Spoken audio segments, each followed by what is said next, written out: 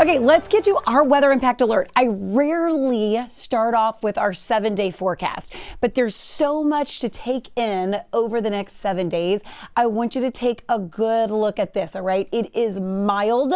We are tracking rain starting really today, mainly for your Wednesday, but then fast forward to Saturday and Sunday. Do you see this weather impact alert for both Saturday and Sunday?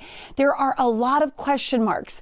Still, my confidence is very low. Exactly what you're going to see for both Saturday and Sunday, but I would say already late Saturday evening and into Sunday morning, I think that's going to be our best timeline for the potential of sleet, freezing rain, or ice. And the reason, we will have the moisture, so we'll have some rain, and then we'll start to see these temperatures drop below freezing because there are so many question marks both Saturday and Sunday under that weather impact alert. So keep that in mind. Let me give you the broad view of what's going on. Remember how I said we have two components that we're watching? One, Arctic air. This Arctic air will be impacting millions of people. 2/3 of the country will be tapping into this Arctic blast, both in the central and the eastern portion. This area of low pressure will be moving out of the Pacific. Boy, this is going to have a lot of moisture to with it. This is going to move through the desert southwest and then right through the state of Texas. So both of these have to come together, and that's what's going to create the chance for rain transitioning to freezing rain, sleet, grapple, some ice. And it's not only here. Do you see how the entire state of Texas is being impacted? Not only Texas, you can almost go into the southeast region of the country. So again, a lot of people watching exact timing of when the below freezing temperatures happen. Saturday, 26 Dallas, 13 in Lubbock. If I fast forward that into Sunday, those temperatures will continue to drop. So first and foremost, rain is expected to move in for tomorrow. Here's the first front that's expected to bring area-wide rain, just rain. Tomorrow will be in the 60s. That basically moves out Thursday. And then watch the big picture. This is a broad view for Saturday. Notice how cold air, it's going to be cold enough in North Texas and Oklahoma for snow. It's the pink area that I still think is the question mark, exactly what we're expecting. You know, does this rain start off as rain and then it freezes upon surface, or does it start off as freezing rain and then as it hits the ground, then it turns into rain? So that's where the transition from sleet, freezing rain, or grapple starts to happen. But either way, I think Sunday morning, anything left over will freeze. So I do think Sunday morning, especially here locally, but travel across the state of Texas this weekend, big heads up. Pay attention to the forecast. Okay, today, look at this, clouds in place. So this is the big change from yesterday, cloudy skies. Temperatures are still in the mid 60s, so it's still mild today. We're under an east-southeast wind. What that means to you, it's going to feel a little bit more humid throughout the day today, about a 20% chance of a little nuisance sprinkle to a spotty shower. And then check out the rain for your Wednesday, starting tomorrow morning at this time. Scattered showers on the radar. Radar will be active on and off throughout the day tomorrow. Most of the rain moves out Thursday. And then again, as we get into the weekend, do you see that weather impact alert? So Jen, just like I said, still a lot of question marks for both Saturday and Sunday, but these are the 2 days that you need to watch carefully each forecast over the next couple days. You'll see just a little change here and there as models kind of come into more consistency as what we're expecting for the weekend.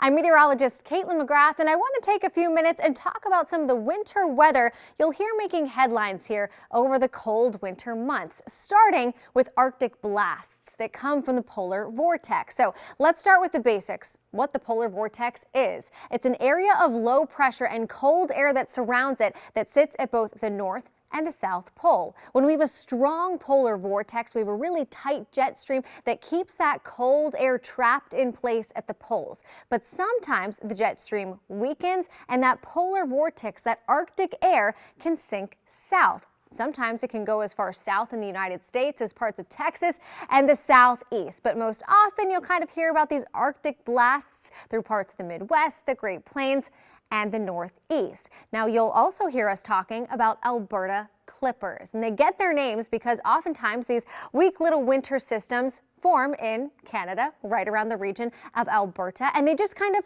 clip parts of the United States. This is the typical path that they may take as they move through the Great Plains into the Midwest, across parts of the Mid-Atlantic, and into the Northeast. They are fast moving and they oftentimes lack moisture. These are not your big blizzards, they're not big nor'easters, but they typically are enough to bring just a little bit of light snow, and oftentimes what moves in behind a clipper is really cold air and blustery wind. Just two types of weather phenomenon that you'll hear about here as we head through the next several months. Let's break down some other common terms you hear this time of year. Winter weather advisory, winter storm watch, and winter storm warning. Winter weather advisories are issued when light amounts of snow or wintry precipitation are expected, but could cause slick travel. A winter storm watch is issued a couple of days out when it looks like the pieces are coming together for a winter storm, heavy snow, ice, or even a blizzard. It means you should pay close attention to forecast updates. Winter storm warnings are issued when there's growing confidence in a storm hitting, usually for 6 inches or more of snow or significant ice. It means there will likely be a big impact on travel. A ton of videos usually pop up on social media this time of year showing hacks to de-ice your car's windshield or clear the snow. And Aaron Sullivan with our station in Michigan put some of those viral claims to the test to see if they really work. Waking up and scraping ice and snow off your car early in the morning is not an ideal way to start the day. So what if it could be made easier? Social media life hacks show that using everyday household items can help. Some users say you can use items you already have at home, like vinegar, sandwich bags, and rubbing alcohol. So I put some to the test on one of our station cars. I first tested a method using a sandwich bag filled with warm tap water. This hack is for defrosting your car windshield in the morning. I found that the window was so frozen solid that this didn't really work, but I'm sure it could work if there's no ice on your car. Next, if you're running late and need your windshield defrosted quickly, rubbing alcohol can help. I did notice this helped melt the ice just a little bit, but I can't say that this life hack was life-changing. I also attempted to create a DIY de-icer in a spray bottle using 3 parts vinegar to 1 part water. This did help with scraping ice off of the car's windshield, but the smell was extremely overpowering, and I do warn you, if you try this at home, you might inhale some of that vinegar. So I do not recommend.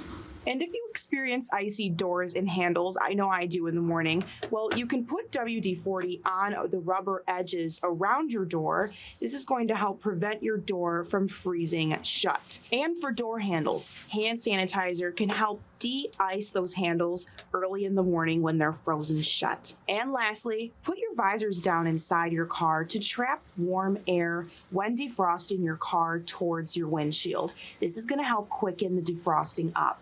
Overall, I would say these life hacks didn't necessarily make my life easier, but if you want to try it at home, good luck. I hope it works out for you.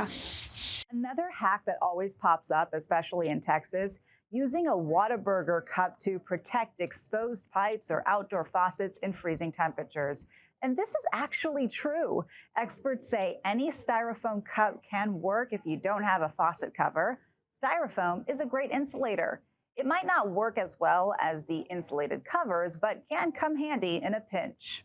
No one wants a mess in their home, so make sure your pipes are protected. Keep your kitchen and bathroom cabinet doors open to allow some warm air to circulate around the plumbing. Let your faucets drip in hot and cold to avoid frozen pipes. And disconnect all hoses and cover your outside faucets.